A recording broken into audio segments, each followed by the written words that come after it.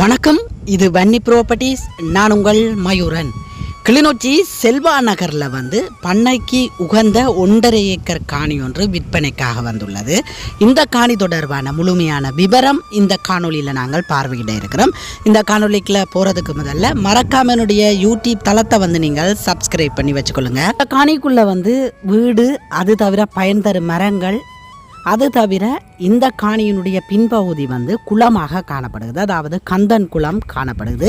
இந்த குளம் பின்னுக்கு இருக்கிறதுனால நீங்கள் மீன் வளர்ப்பு, ஆடு, மாடு, கோழி இவ்வாறான பண்ணைக்கு 100% உகந்த அற்புதமான ஒரு காணியாக இந்த காணி காணப்படுது. இந்த பகுதியில் பாருங்க வேலிக்கு கீழே அத்திவாரம் போடப்பட்டிருக்குது. இதுக்கு மேலே வேலி அடைச்சிருக்கணும். நீங்கள் மேற்கொண்டு இதை மதிலாக முழுமையாக கட்டிக்கொள்ள முடியும். வாழை வச்சிருக்கணும். வாழை பராமரிப்பு இல்லாமல் நிற்கிது. நீங்கள் வாழை வைத்து தோட்டத்திற்கும் நீங்கள் பயன்படுத்தி கொள்ளக்கூடிய ஒரு காணியாக இந்த காணி காணப்படுது. 1.5 ஏக்கர் காணி இதில் காணப்படுது. உண்மையிலேயே நிறைய உறவுகள் இவ்வாறு குளத்திற்கு அருகாமையில் பண்ணைக்கு உகந்த காணி இருந்தால் சொல்லியிருந்தீர்கள். அவ்வாறு பண்ணை போன்ற வியாபாரத்திற்கு நீங்கள் காணி தேடுவீர்களாக இருந்தால் இது வியாபாரத்திற்கு உகந்த ஒரு காணியாக இருக்கும் என்பதில் எந்தவித சந்தேகமில்லை. இவ்வாறான காணிகள் விற்பனைக்கு வர்றது மிக மிக அரிது. அது தவிர இந்த காணி உண்மையிலேயே உரிமையாளரால் பார்த்து செய்யப்பட்டிருக்குது. முழு இடமும் தேவையான கண்டுகள் எல்லாமே அற்புதமாக வச்சிருக்கிறார். நாங்கள் முழுமையாக போய் பார்வையிடுவோம். இந்த காணி சமதரையாக காணப்படுது.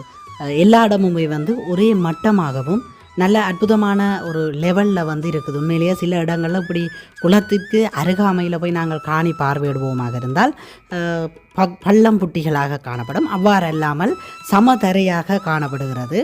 அது தவிர நிறைய எல்லா இடமுமே மரங்கள் வைக்கப்பட்டிருக்குது. இதனுடைய முன்பகுதியில் நிறைய மாமரங்கள், அனைத்து மரங்களும் நல்ல நல்ல மரங்கள் வைக்கப்பட்டிருக்கு. நாங்கள் அதையும் போய் பார்வையிடுவோம்.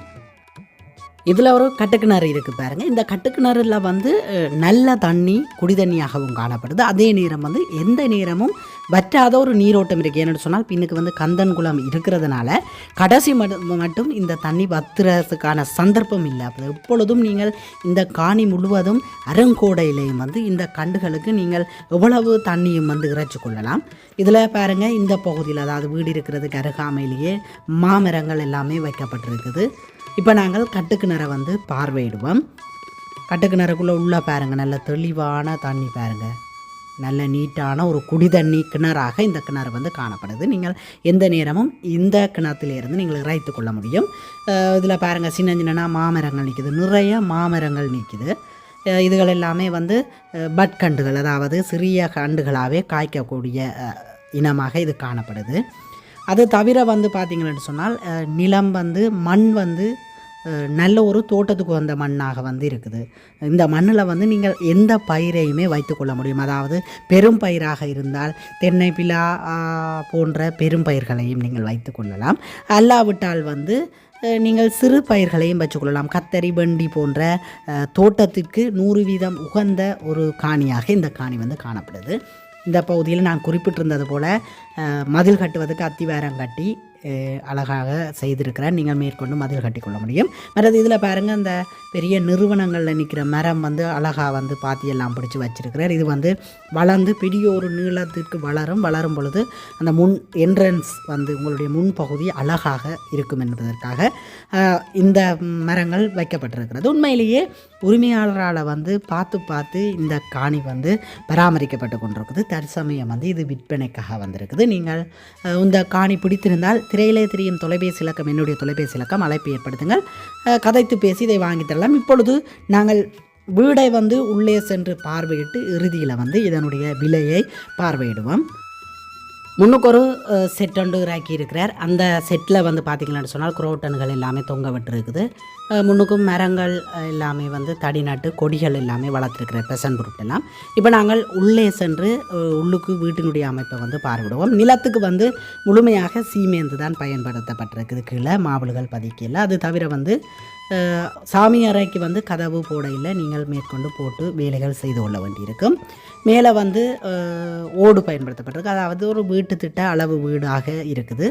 2வது அறையை வந்து நீங்கள் இப்பொழுது பார்வையிட்டு கொண்டிருக்கிறீர்கள். இந்தியாவில் வந்தோம் என்று சொன்னால் சமையலறை. சமையலறையும் வந்து அளவான ஒரு சமையலறையாக காணப்படுது. முழுமையாக நிலம் சீமெந்து போடப்பட்டிருக்குது. இப்பொழுது நீங்கள் பார்வையிடுவது 3வது அறை. இந்த அறைக்கு வெளியாலையும் வந்து கதவு காணப்படுது. 3 அறை விராந்தை கிச்சன் என்று சொல்கிற அமைப்பில் ஒரு அளவான ஒரு வீடாக இந்த வீடு வந்து காணப்படுது. நாங்கள் இப்போ வந்து முழுமையாக வீடை வந்து பார்வையிட்டிருக்கிறோம். நாங்கள் வெளியே போய் எஞ்சிய பகுதிகளையும் வந்து பார்வையிடுவோம். வெளியே வந்து ஒரு ஆட்டுக்கொட்டில் இருக்குது, அது வந்து கட்டி குறையில் இருக்குது. நாங்கள் அதனுடைய விவரத்தையும் வந்து அடுத்ததாக வந்து பார்வையிடுவோம். முழு இடமுமே குரௌட்டனுகளும் அழகான முறையில் வைக்கப்பட்டிருக்குது. இதில் நீங்கள் காணக்கூடியதாக இருக்கும். இந்த பின்பகுதியில் வந்து மெலசலக்கூடம், வெளியே வந்து மெலசலக்கூடமும் காணப்படுது. இந்த வீட்டினுடைய சைட் பகுதியில் வந்து பார்த்திங்கன்னு சொன்னால் பெரிய ஒரு ஆட்டுக்கொட்டில் கட்டப்பட்டிருக்குது. அதாவது நிலத்திலே இருந்து உயரமாக வந்து முழுவதும் லிண்டர் போடப்பட்டு உயரமாக வந்து எல்லாமே பிளான் பண்ணப்பட்டிருக்கு. நீங்கள் மேற்கொண்டு இந்த வேலைகளை நிறைவு செய்து கொண்டால் நிறைய ஆடுகளை இதில் வளர்த்து கொள்ளலாம். கூரை வேலையும் மறைப்பு வேலைகள் அனைத்துமே நீங்கள் செய்து கொள்ள வேண்டியிருக்கும். அது தவிர வந்து அங்கால ஒரு சின்ன கோழிக்கூடு இருக்குது, அது வந்து பலகையில் செய்த நார்மல் கோழிக்கூடு. இந்த பகுதியில் பின்பகுதியிலையும் பாருங்கள் எல்லாமே வாழை வந்து பச்சை பசேலண்டு நிற்கிறதா காணக்கூடியதாக இருக்கும். இடையிடையிலேயே டொமேசீன மாங்கண்டுகள் வைக்கப்பட்டிருக்கிறது. பாருங்கள் இதில் மிளகாயை பாருங்கள், இந்த வானம் பார்த்த மிளகா வந்து இப்படி நிற்குதுன்னு சொல்லி நல்ல தோட்டத்துக்கு 100% உகந்த ஒரு காணியாக இருக்குது. நான் முன்னர் குறிப்பிட்டிருந்த நான் கத்தரியும் வைக்கலாம், வெண்டி அதை மாதிரி பயிர் செய்கைகள் செய்யலாம்னு சொல்லி. உண்மையிலேயே இதில் வந்து பார்த்திங்கன்னு சொன்னால் மிளகாய் செய்கை அனைத்து விதமான பயிர் செய்கைகளுக்கும் பயன்படுத்தக்கூடிய ஒரு காணியாகவும், அதே நேரம் ஆடு மாடு கோழி போன்ற பண்ணை வளர்ப்புக்கும் உகந்த ஒரு அற்புதமான காணி. எந்த ஒரு பண்ணையாக இருந்தாலும், விவசாய பண்ணையாக இருந்தாலும் சரி, அல்லது ஆடு மாடு கோழி வளர்க்குற பண்ணையாக இருந்தாலும் சரி, அல்லது ஒரு திறமை இருந்தால் உங்களுக்கு மல்டி பர்பஸாகவும் இதை நீங்கள் யூஸ் பண்ணிக்கொள்ள முடியும். அதாவது ஆடு மாடும் வளர்த்து கொள்ளலாம், பயிர் செய்கை செய்து கொள்ளலாம், மீன் வளர்ப்பு செய்து கொள்ளலாம். உங்களுடைய தேவைகளுக்கு ஏற்ற மாதிரியாக மாற்றிக்கொள்ளக்கூடிய ஒரு காணியாக இந்த காணி காணப்படுகிறது. உண்மையிலேயே நிறைய உறவுகள் இவ்வாறான காணிகளை நீங்கள் எதிர்பார்த்து காத்திருப்பீர்கள். அவ்வாறு ஆவலோடு எதிர்பார்த்திருக்கும் உறவுகளுக்கு இது உகந்த காணியாக இருக்கும் என்று நான் நம்புகிறேன். நாங்கள் இப்பொழுது பின்பகுதியில் போய் குளத்து பகுதியை வந்து பார்வையிடுவோம். இந்த பகுதியில் ஒரு பெரிய புளி நிற்குது, நல்ல நிறைய காயோடு இந்த புளி நிற்குது. அது தவிர வந்து இந்த காணியினுடைய விலை தொடர்பாக நாங்கள் பார்ப்போமா இருந்தால் 80 லட்சம் ரூபாய் உரிமையாளரால் வந்து கூறப்பட்டிருக்கிறது. இதுதான் இறுதியும் உறுதியுமான விலை என்றல்ல. இதில் தொலைபேசி இலக்கம் நான் கொடுத்துருக்கிறேன். தொலைபேசி இலக்கம் என்னுடைய தொலைபேசி இலக்கம். அழைப்பு ஏற்படுத்துங்கள். கதைத்து பேசி இதை குறைத்து உங்களுக்கு வாங்கி தருவதற்கு நான் தயாராக இருக்கிறேன். அது மாத்திரமில்லாமல் நீங்களும் உங்களுடைய காணிகளை விளம்பரப்படுத்தி விற்பனை செய்ய வேண்டுமாக இருந்தால் என்னுடைய தொலைபேசி இலக்கத்துக்கு அழைப்பு ஏற்படுத்துங்கள். நல்ல முறையில் விளம்பரப்படுத்தி விற்பனை செய்து தருவதற்கு எனது யூடியூப் தளமானது இயங்கி வருகிறது. எனது யூடியூப் தளத்துக்குள்ளே சென்று நீங்கள் பார்வையிட்டால் நிறைய காணிகள் நான் விற்பனை செய்திருக்கிறேன். அதை நீங்கள் காணக்கூடியதாக இருக்கும். சோல்ட் அவுட் என்று போட்டிருக்கிற காணிகள் விற்பனை செய்த காணிகளாக காணப்படுகின்றது. இன்னும் நிறைய காணிகள் விற்பனை ஆகியிருக்கிறது. இன்னும் சோல்ட் அவுட் போடாமையும் இருக்கிறது. நல்ல முறையில் விளம்பரப்படுத்தி விற்பனை செய்து தர்றது எங்களுடைய தளத்துடைய நோக்கமாக காணப்படுகின்றது. அது மாத்திரமில்லாமல் 2 வழிமுறைகளில் வந்து காணியை நாங்கள் விற்பனை செய்து கொண்டிருக்கிறோம். ஒன்று வந்து நேரடியாக எங்களுடைய தளத்திலே விளம்பரம் போட்டு கொமிஷனுக்காக விற்பது, அல்லாவிட்டால் தூர இடங்களில் வெளி மாவட்டங்களில் இருக்கிற உறவுகளுக்காக வந்து நேரடியாக உரிமையாளர் இலக்கத்தை பதிவிட்டு அதற்கான கட்டண மரவிட்டு விளம்பர முறையும் வந்து செய்து கொண்டு வரோம். நீங்கள் எந்த ஒரு முறையில் வந்து விளம்பரப்படுத்த வேண்டுமாக இருந்தாலும் அழைப்பை ஏற்படுத்துங்கள். நல்ல முறையில் விளம்பரப்படுத்தி விற்பனை செய்து தர நாங்கள் தயாராக இருக்கிறோம். செல்வா நகரில் 1.5 ஏக்கர் காணியை தான் நீங்கள் இப்பொழுது பார்வையிட்டுக் கொண்டிருக்கிறீர்கள். எந்த ஒரு வேலை திட்டத்தையும் செய்து கொள்ளக்கூடிய, எந்த ஒரு பயிற்சியாக இருக்கட்டும், உங்களுடைய தேவைகளுக்கு தென்னை வைக்கிறது எதுவாக இருந்தாலும் பயன்படுத்தக்கூடிய ஒரு அற்புதமான காணியாக இந்த காணி காணப்படுகிறது. நன்றி உறவுகளே. அடுத்த ஒரு காணொலியில் சந்திப்போம்.